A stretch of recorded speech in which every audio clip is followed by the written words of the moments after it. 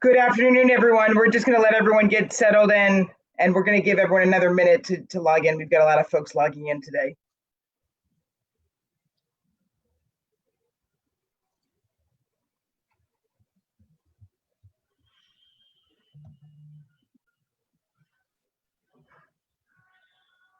Great.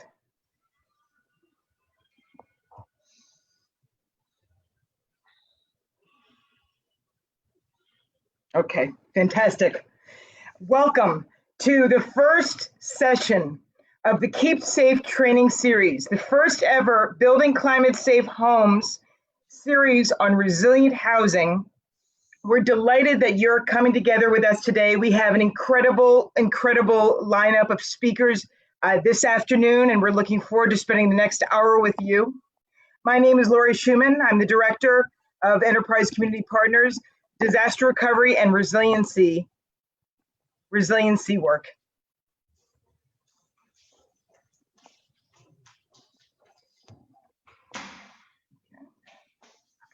We are so happy to be joined with so many hundreds of folks from around the United States and Puerto Rico and the world today.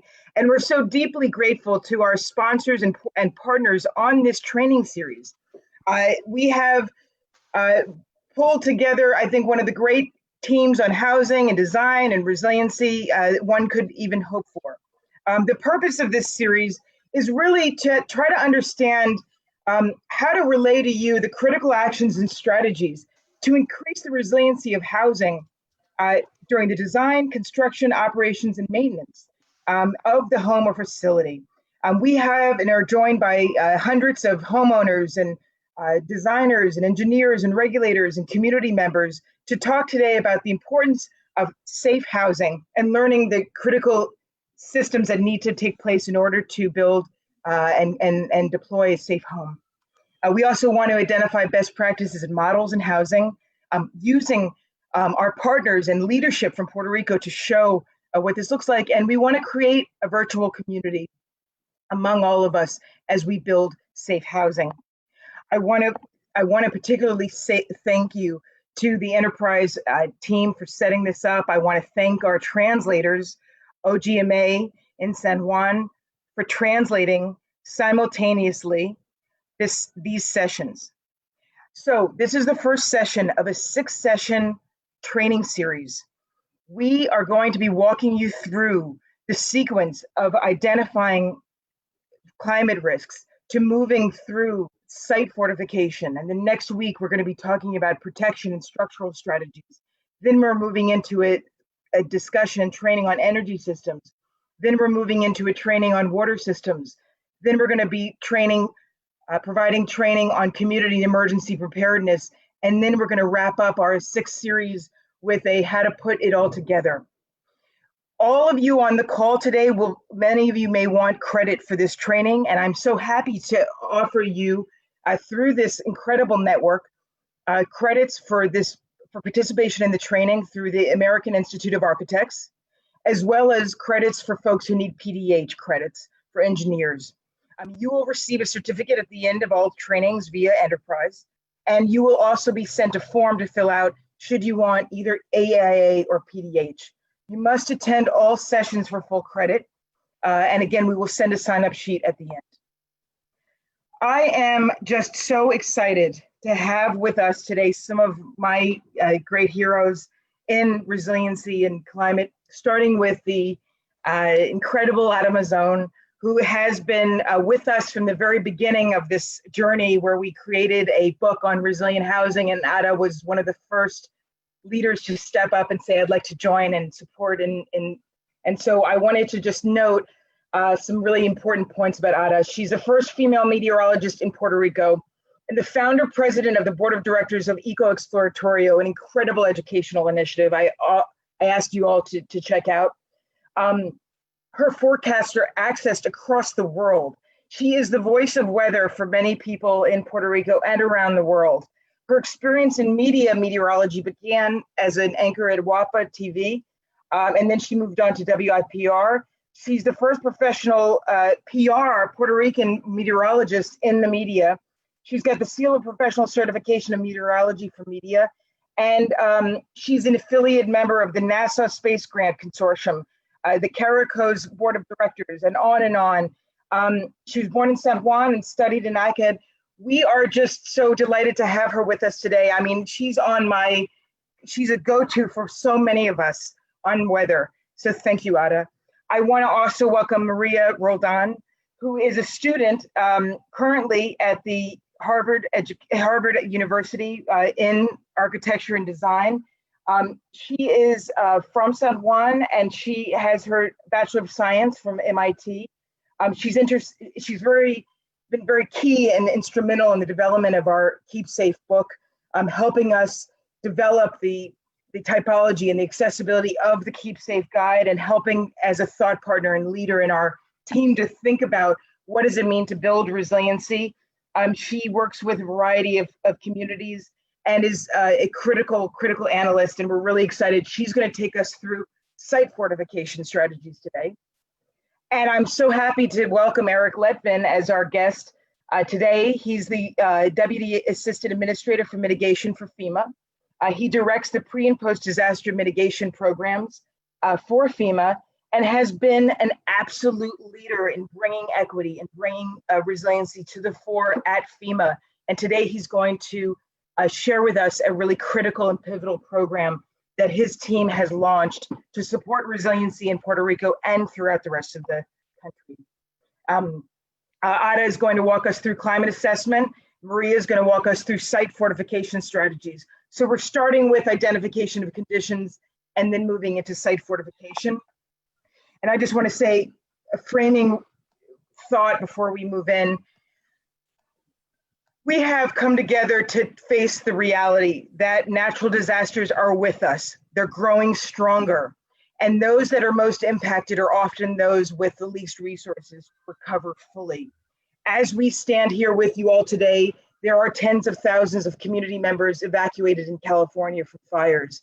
Tens of thousands of community members in the Midwest in the United States dealing with wind aftermath. And there's storms coming up the Atlantic that are directly in harm's way.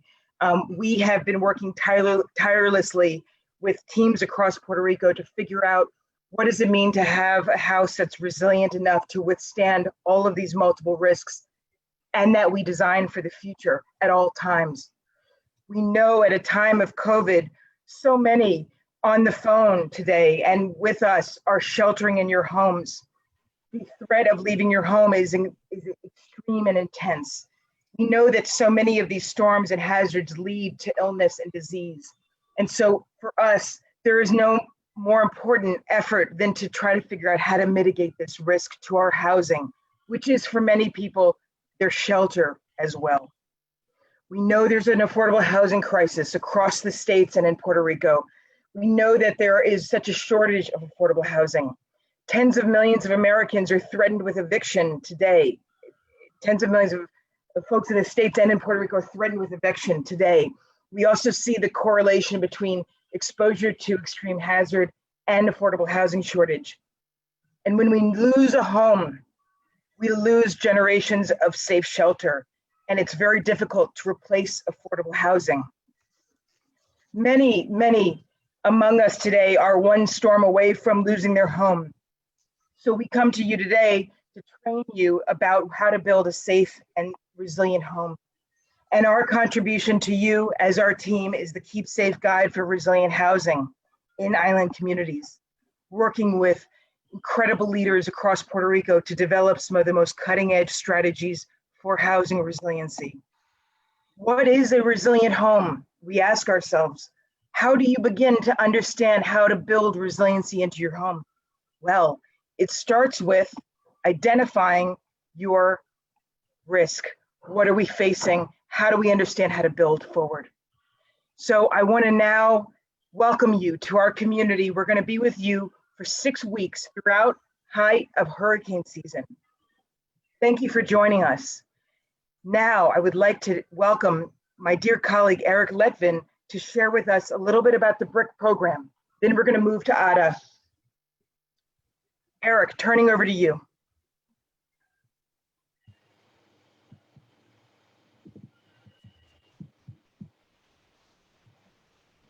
Great, thank you very much, Laurie, for the wonderful introduction. I just want to talk for just a very few minutes about a brand new grant program that we just launched very recently at FEMA, the Building Resilient Infrastructure and Communities, or BRIC, grant program. Some of the guiding principles. This is a program that allows state, tribes, and local governments to apply pre-disaster to mitigate the built environment, including single-family housing, multi-family housing. We just released the guiding principles and how to apply and what's going to make a good application for mitigation of buildings and infrastructure. We want to encourage capacity building, innovation, promoting partnerships. We want to fund projects that really increase community resiliency. We want to make the program flexible. It is a multi-hazard program, so it can mitigate against earthquakes, wind, wildfire, flooding, many of which exist throughout the United States and territories. Some of our priorities: we want to incentivize public infrastructure. As we saw in Hurricane Maria in Puerto Rico, we want to consider not just the building, but the lifelines. For example, if there's a hospital, let's not just put a generator on that hospital. Let's look at what's going to make that hospital successful during its performance of a natural disaster, and really think about what are those projects that are going to keep that hospital operational, or keep that multifamily housing building functional, so people are safe and can have a place to go back and live after the event, and encourage the adoption and enforcement of modern building codes that include hazard resistant provisions. So as I mentioned, we've been working on this program. It was authorized by Congress a while ago in the Disaster Recovery Reform Act. We just released our notice of funding opportunity in August, a couple weeks ago. The grant application period will open at the end of September, and it will close at the end of January. There is $500 million available for Puerto Rico or states, tribes, territories to apply projects against. And we have a lot of details about, as I mentioned, the types of projects that are eligible and the process by which you need to go and apply to FEMA for that grant. And I will close. We have, as I mentioned, there is money set aside for tribes. There's money that's given to each state, $600,000. So Puerto Rico will get $600,000 automatically to help with planning and building codes and what have you. The bulk of the money is going to be in the competition for projects. We are launching a series of webinars. We just had our first one a couple of days ago. There are more to come. So I'll leave you with this list of resources here where you can go and find more information about our grant program. I encourage you to attend one of the webinars. I encourage you to apply, because we have money that is available right now to help mitigate single multifamily housing and lifelines to make them more resilient for the next natural hazard. So I'll end there, Laurie. Thank you very much for having me. Thank you, Eric, and we look forward to continuing to work with you, and we'd love to hear more about this program throughout the next several weeks. Thank you for your leadership, Eric. Now I'm delighted to turn to Adam Monzon for identification of risk. Thank you, Laurie, and thank you again to the kind people that you have in your team, and also for the nice introduction. I'm really happy to be here this afternoon with all of you. I'm meteorologist Ada Monzon, and I've been working with the federal government, with the private industry, with the broadcast community, and I also work with FEMA for the mitigation division for some time with the hazard mitigation program. So that's where I learned my mission. My mission was how to use the meteorology knowledge and put it for the service and for the benefit of our communities. And through EcoExploratorio, which is a 501c3 nonprofit organization, now we have a science museum, we have a aerospace education center, and also we're looking forward to other resilient education programs so that we can actually make a difference in our community. Puerto Rico has been through a lot, as you all know. So we need to move forward, and we need not only the funding, but we need the will. We need the willpower from people to make a difference. We need to have values. We need to have education, and we need to innovate and also inspire people to believe that there's change, and they can change what they have right now into more resilient properties, more resilient communities. So what I'll be talking about this afternoon is, first of all, I'll be talking about the hyperactive hurricane season of 2020, because right now I think we have a case study, right, because of this phenomena. But first of all, I also would like to talk about hazards and risk. As you know, the decisions that affect our vulnerability to natural hazards are almost made daily by individuals, by businesses, by communities. And if these decisions are to be made wisely, we know that with the information that we have about hazards and risk information, then it can be used by communities and by leaders and by decision makers in order to make the right decisions so that we can move forward to Puerto Rico as a more resilient island.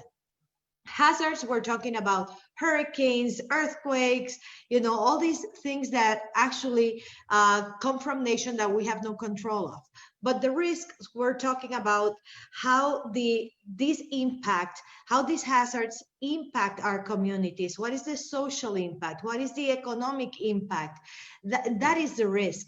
And we're constantly assessing risk because now we have so many hazards, and our multi-hazard events are driving us in this crazy road that we have to be, you know, paying attention to actually everything around us, because everything is changing and is making us more fragile and is increasing our risk.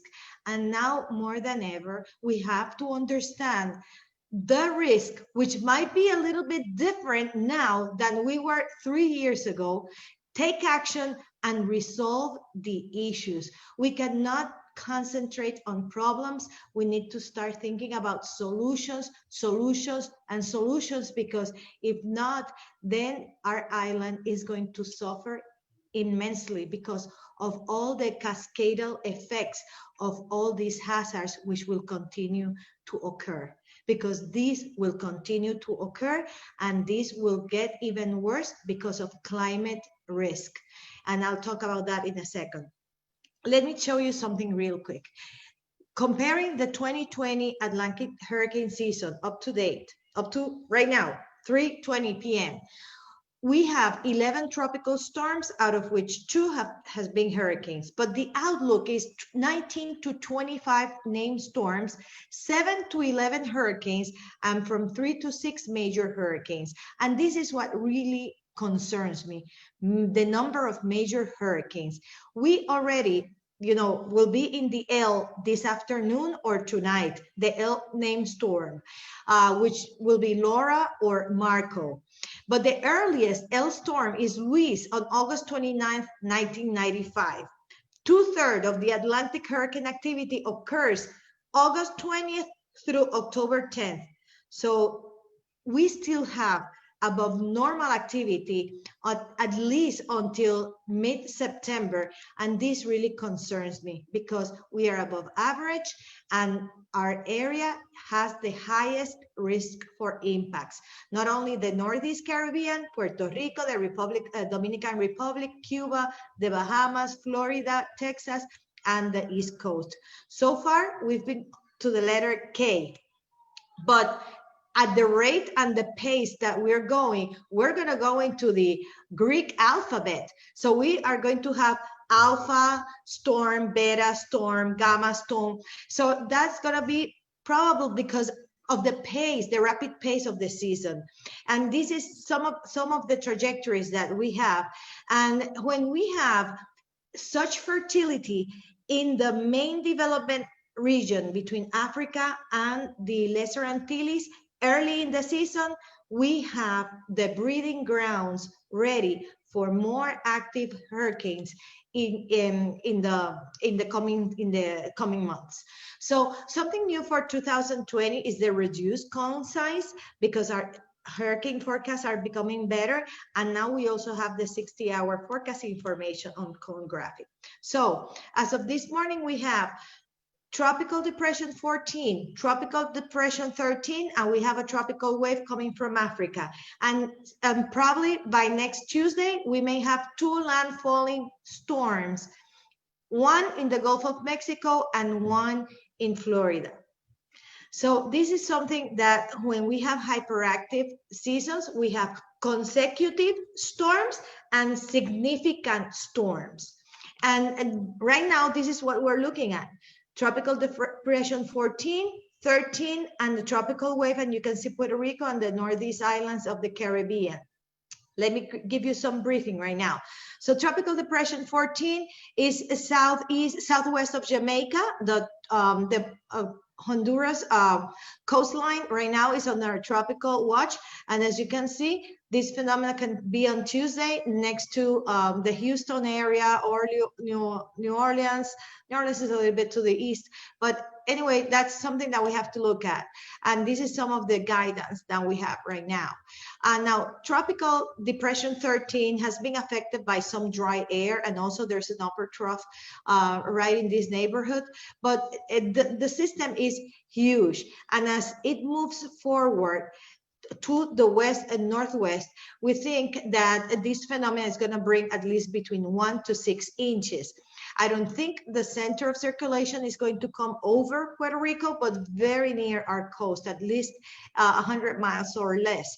But as it comes to our area, it will bring, situations, especially for some families that are in the floodplain or are still vulnerable. And then eventually this is going to track to the west, and then Florida will be in the lookout for this storm.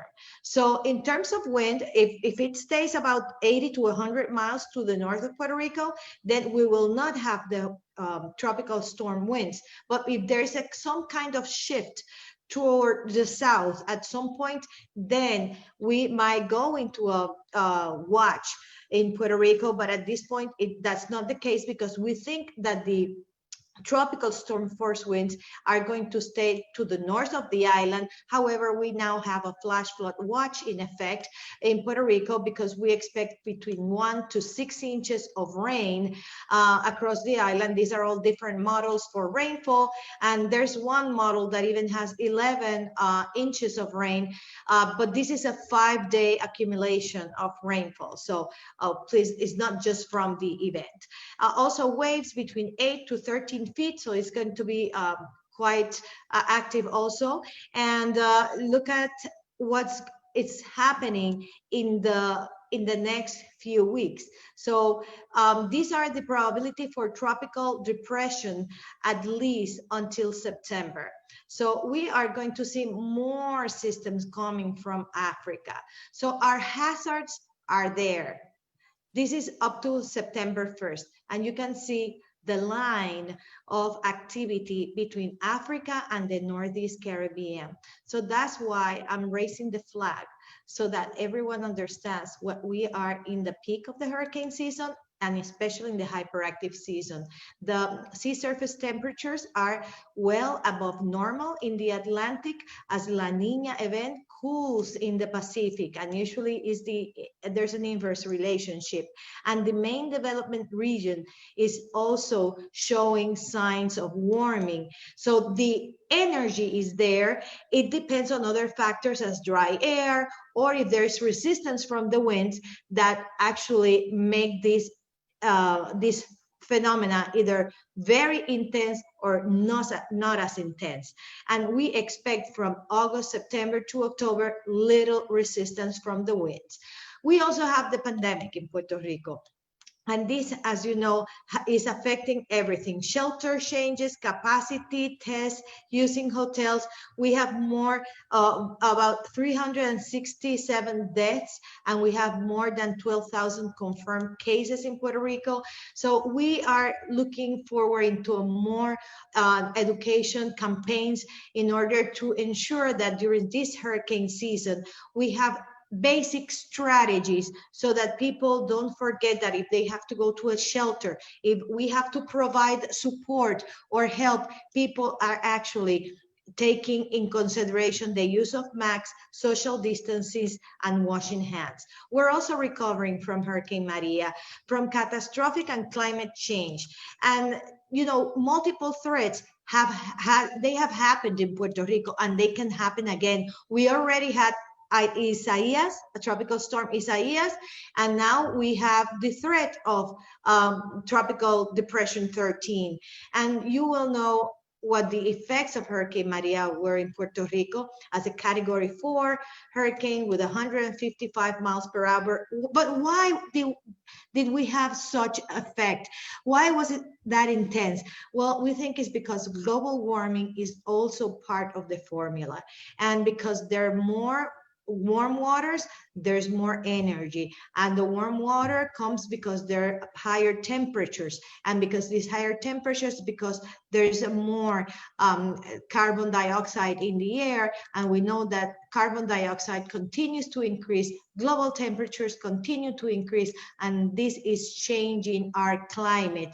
Rising temperatures are causing hurricanes to become more intense, produce more rainfall, and cause higher storm surge. So Category 4s and 5s are going to be more frequent, not necessarily more frequency of hurricanes, but more Category 4 and 5.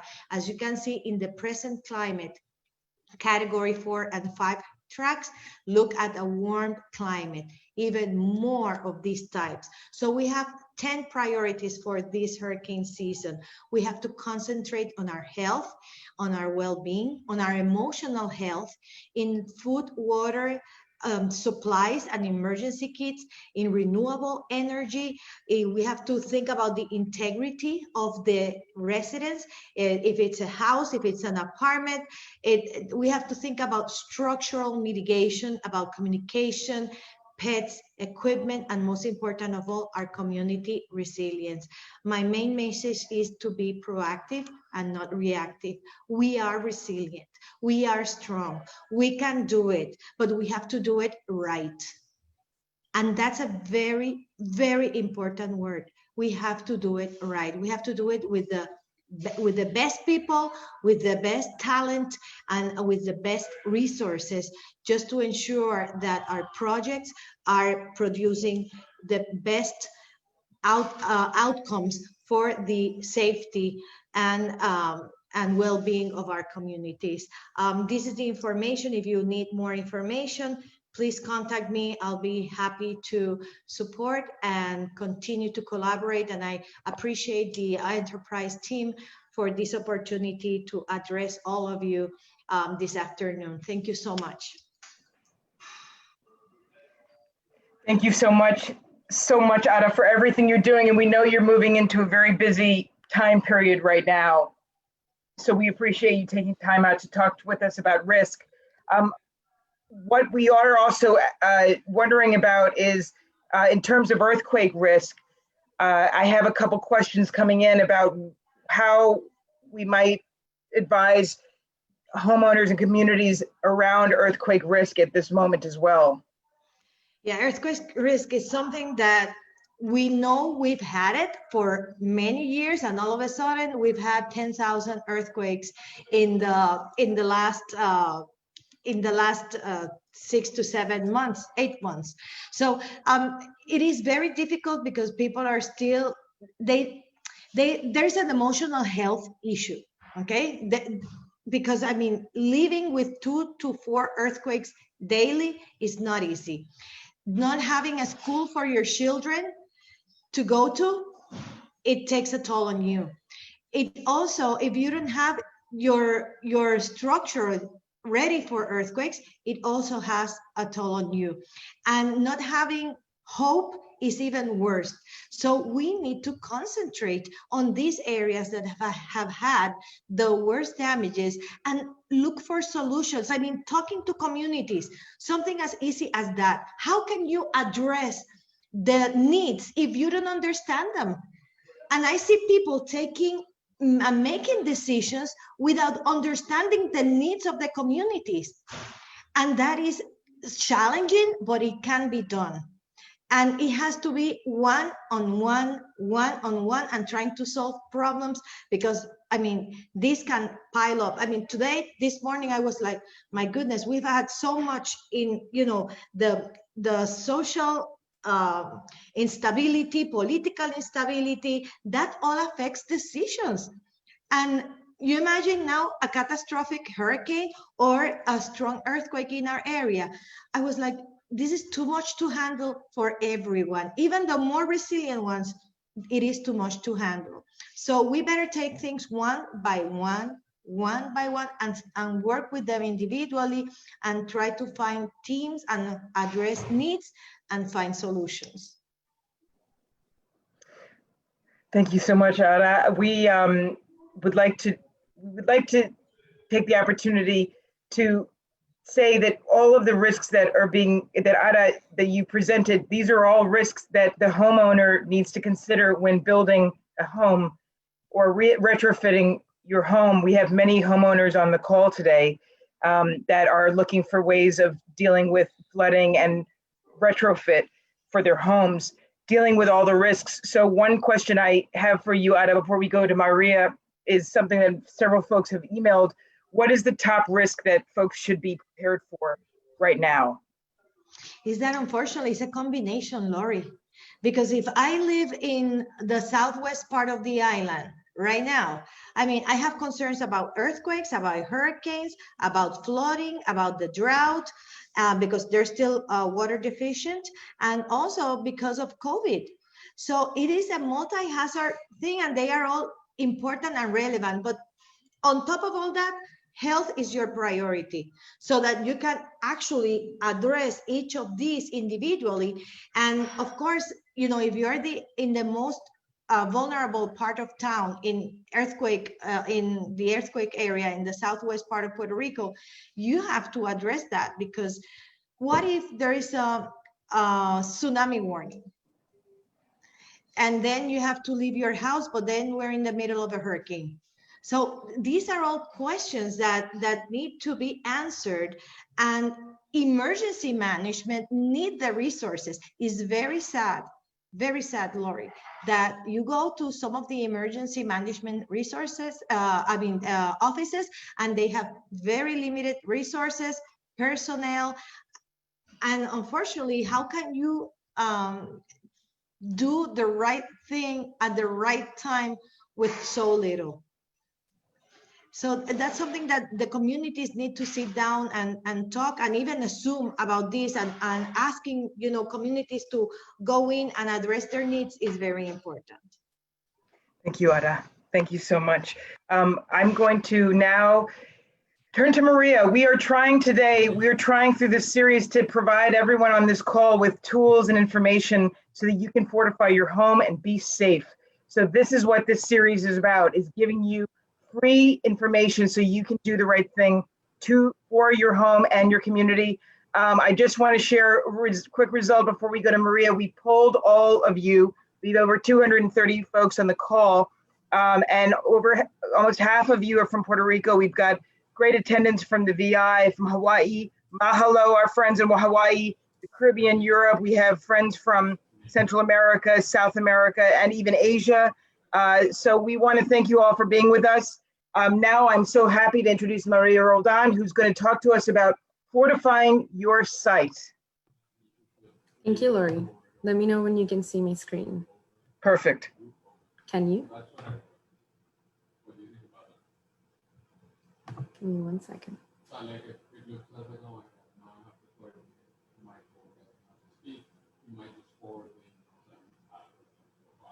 Okay, thank you. So thank you, Laurie, for that introduction, and thank you, Ella. As always, you're very insightful and give us a lot of guidance, especially during this hurricane season. I'm going to be talking about what to do with this information that Ada gave us so we can fulfill her mission of being proactive and not reactive. And the first thing that I want us to consider before we go into each individual strategy is that it is not enough to know. It is great that we are every day becoming more acquainted with the risks that are right next to us, but we have to be proactive, and knowing is not going to protect us from the risk. The second thing that I want us to keep in mind is that we must learn to coexist with nature. So in 2017, if you look at the numbers provided by the UN, 18 million people were dispersed from their homes because of natural disasters. That's the same year that Hurricane Maria hit. And you can see that the numbers are way beyond Puerto Rico and all across the globe.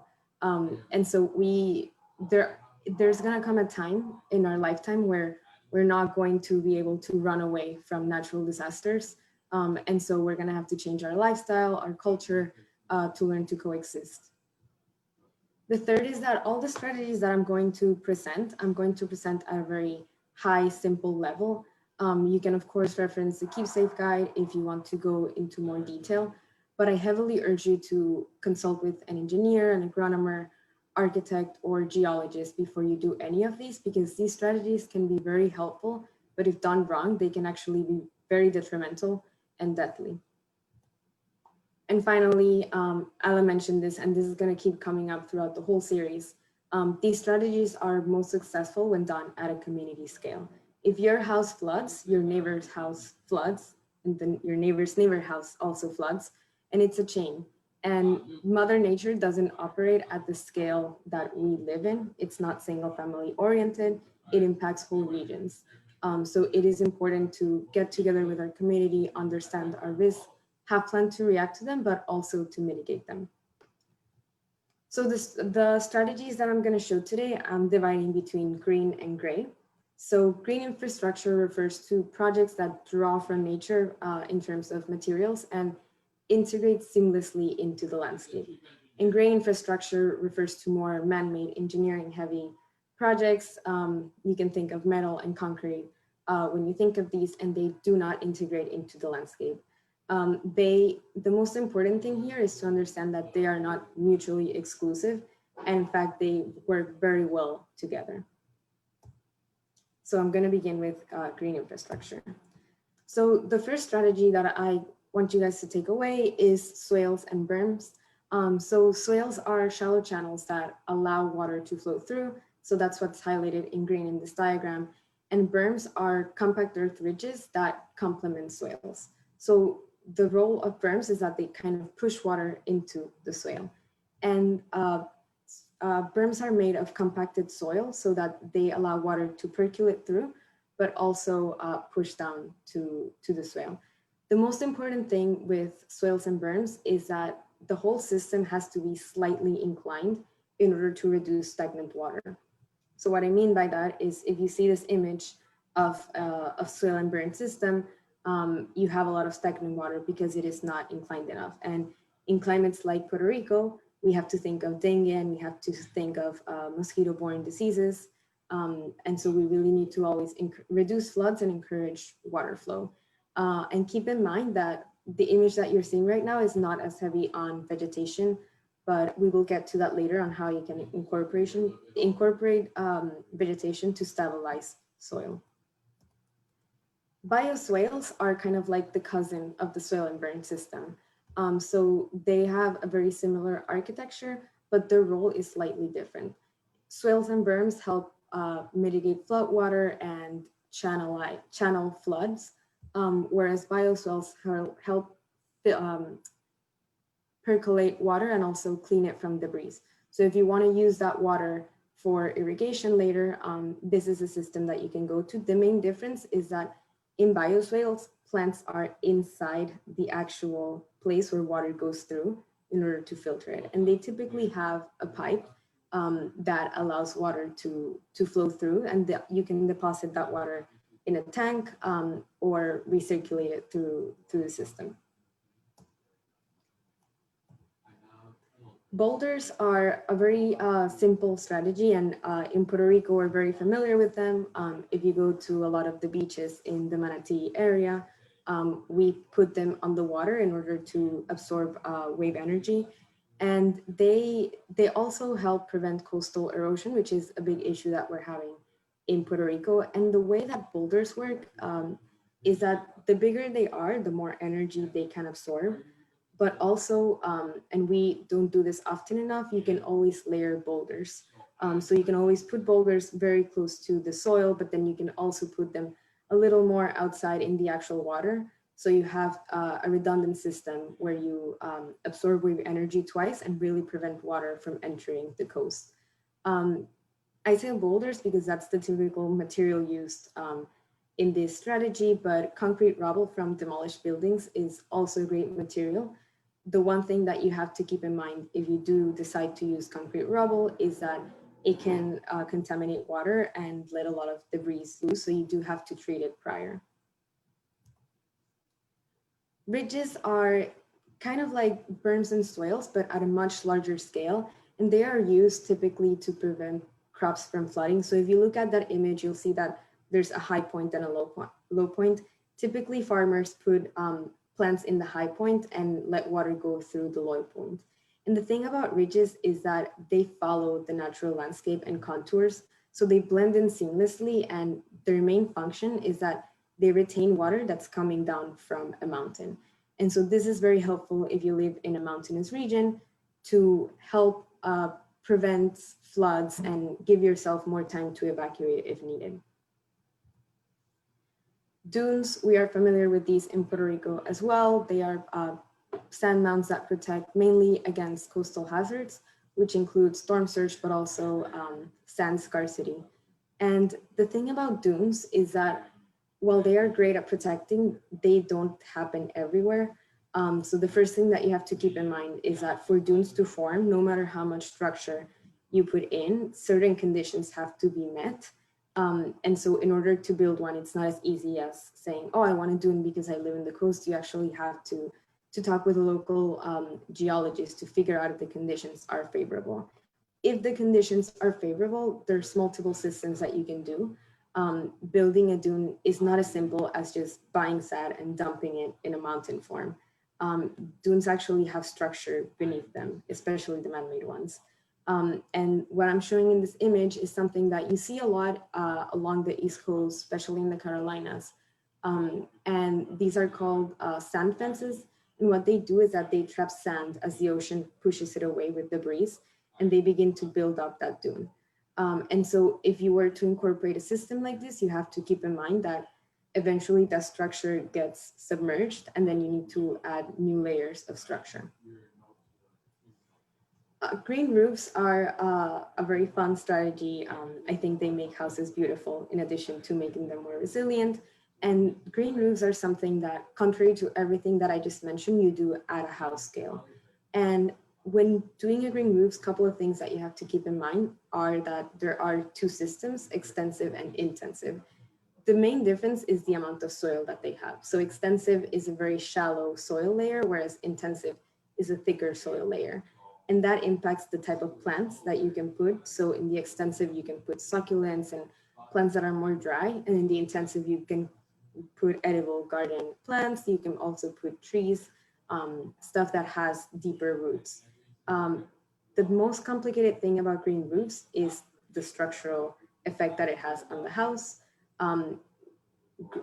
Earth and soil can be very heavy, and especially when it absorbs water. And so I encourage you that if you are considering putting a garden in your roof, you speak with a local engineer to make sure that you're not compromising the structural integrity of your home.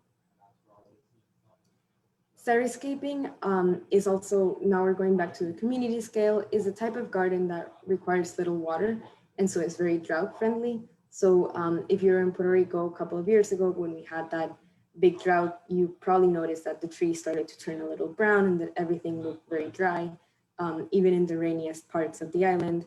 And this is a type of landscape that can help maintain vegetation and the good effects that it brings without having to deal with rain, etc.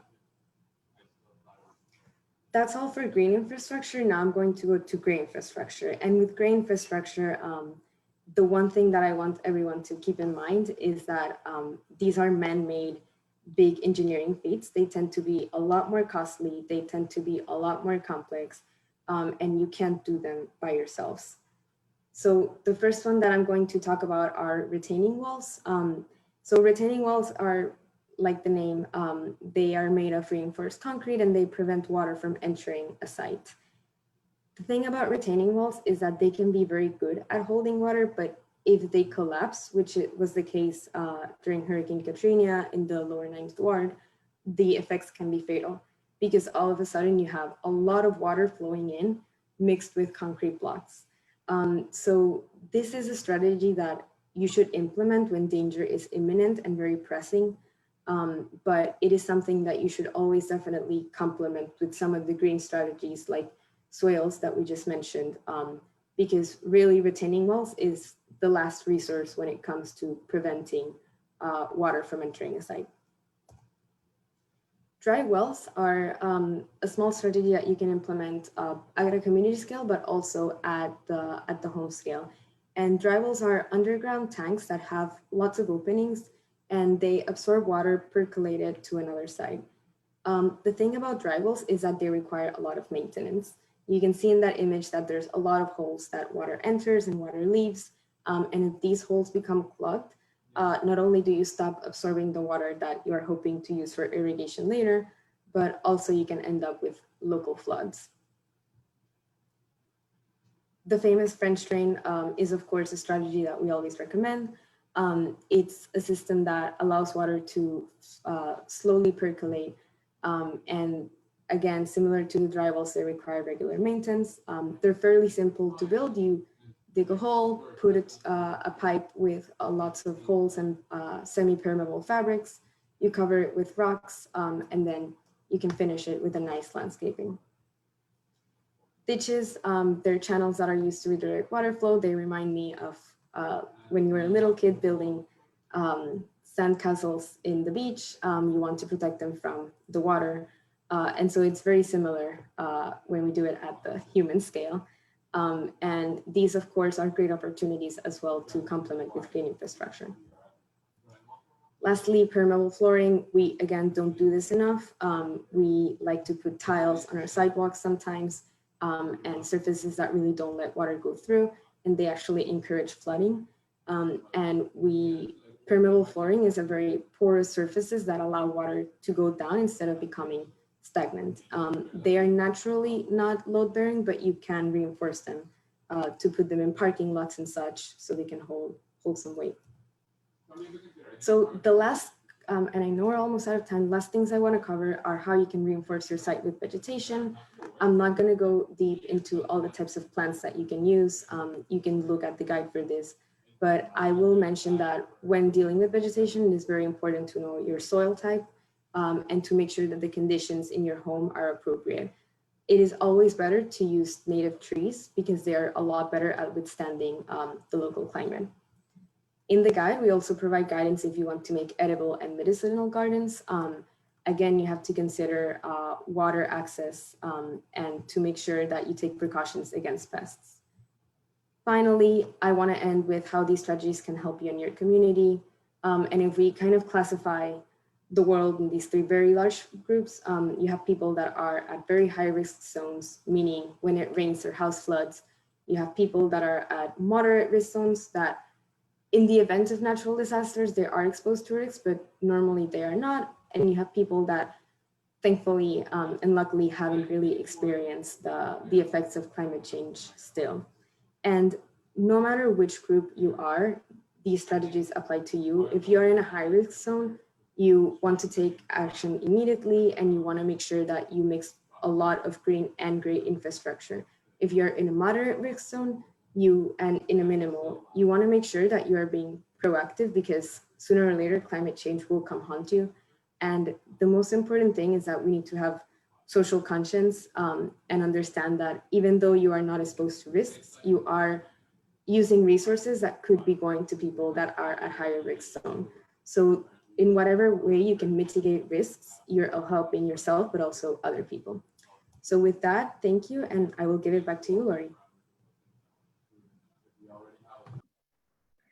Thank you so much, Maria. As always, you make really complicated issues and techniques easy to understand, and we thank you for all of what you've done. And this site piece is critical because many of you are starting with new construction and some of you are starting with retrofit. There's always an opportunity to improve your site. So now we're going to move into questions. We have a question coming in from Maria. Can you please clarify the use of retaining walls? Retaining walls are to retain soil, not water, or retention ponds and detention ponds retain water. So could you clarify the use of a retaining wall? Yeah, so sometimes they can be used for retaining water. Typically in Puerto Rico in particular, we see them a lot between houses. You know, Puerto Rico is very mountainous, and so a lot of houses are built when you actually cut through the mountain and hold the soil. But in other areas of the world, like for instance in New Orleans, you used to have walls that would hold water in case of flooding. And the issue is that when they break, they can have very severe impacts. So they're not, it's not common for you to see a river or a pond or any water system with a wall right next to it. It's typically something that's situated outside as a preventive measure. Thank you. And do you need to work with an engineer, or can you build it on your own? 100% with an engineer. Okay. And they, like, when you do these types of big infrastructure projects, they're very complex because of permits. Typically, even though it might be very close to a community, the land might be divided between multiple owners. And so the government has to step in and figure out how they're going to actually take that and buy that off. So there's a lot of complexity in the bureaucracy, in addition to all the structural impact. And again, and I'll keep reinforcing this, these strategies are very helpful, but when done wrong, they're worse than not doing them.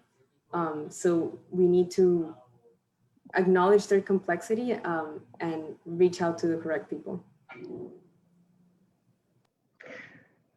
Absolutely. And it was pointed out that, and we've looked at retaining walls throughout Puerto Rico, and if anyone goes to El Morro to look at the retaining wall, you'll see holes punctured through the wall where water can come through.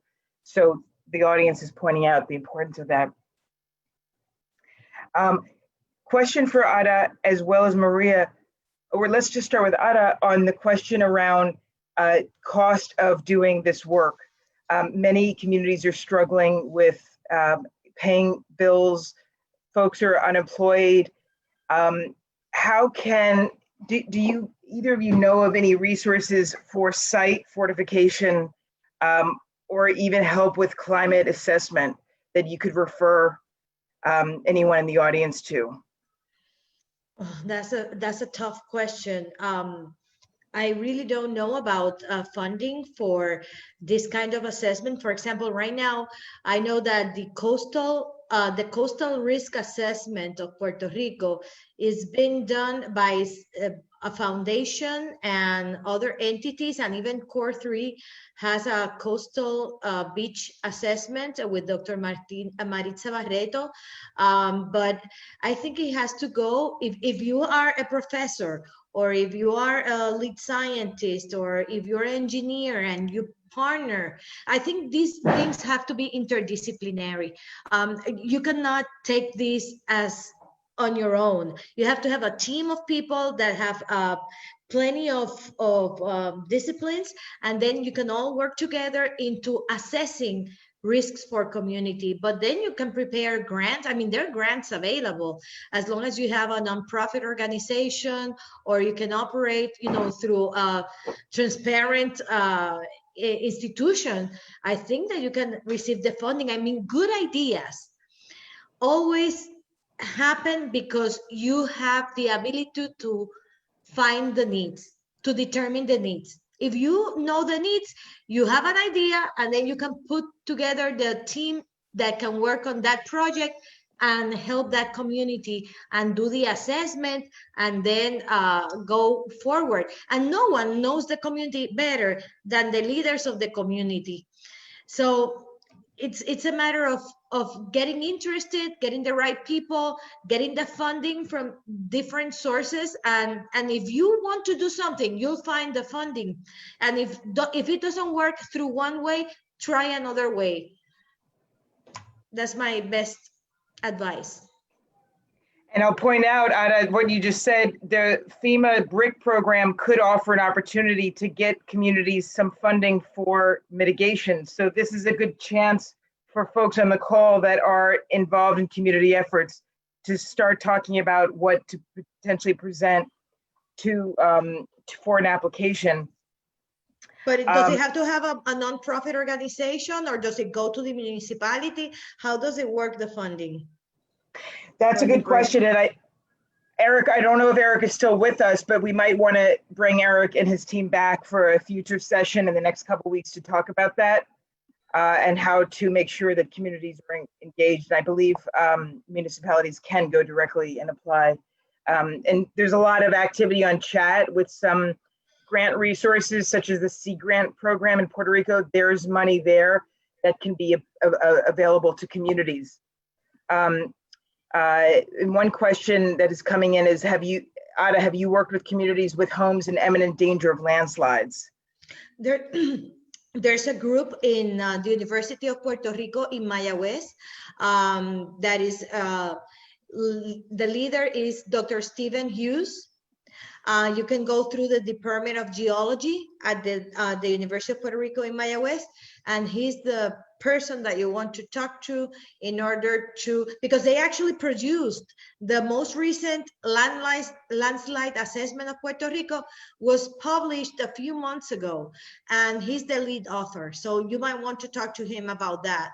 Another person who's an expert is any geomorphologist, such as Dr. Jose Molinelli or la doctora Maritza Barreto.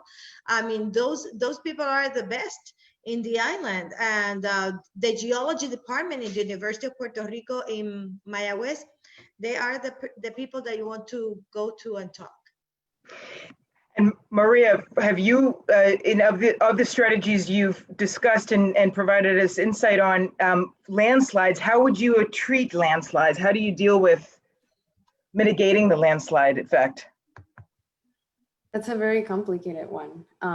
Because landslides are hard to measure, and when they happen fast. I mean, there's ways that you can always contain land, right? And you can look at references in other countries that deal with this at much higher scales, such as Colombia, for instance. They have very good systems of fencing mountains to prevent landslides and rocks falling out. Those are, if the strategies I discussed at our community scale, these are at multiple communities at the same time. And they do require engineers, and they do require a lot of expertise.